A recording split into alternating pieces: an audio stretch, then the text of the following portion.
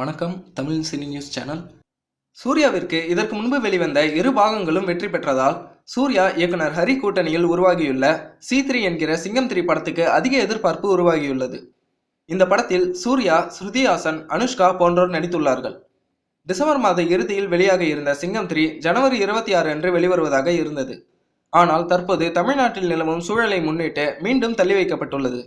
இது குறித்து studio green நிறுவனம் வெளியிட்டுள்ள அறிக்கையில், தமிழ்நாட்டில் ஜல்லிக்கட்டு போராட்டத்தை அடுத்து நிலைமை சரியில்லாததால் C3 படத்தை வெளியிடவில்லை. காரணம், இந்த சமயத்தில் வெளியிட்டால் அது படத்தின் வசூலை பாதிக்கும். அது மட்டுமல்லாமல் கடந்த வாரங்களில் வெளியான 3 தெலுங்கு படங்களும் சூப்பர் ஹிட் ஆகி ஓடிக்கொண்டிருப்பதால் ஆந்திரா மற்றும் தெலுங்கானாவில் C3 படத்துக்கு தியேட்டர்கள் கிடைக்கவில்லை.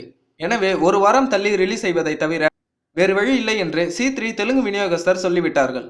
தமிழ் தெலுங்கில் ஒரே நாளில் வெளியிடுவது என்று ஏற்கனவே போட்ட ஒப்பந்தத்தின்படி தற்போது C3 ரிலீஸ் தேதியை தள்ளி வைத்து விட்டனர்.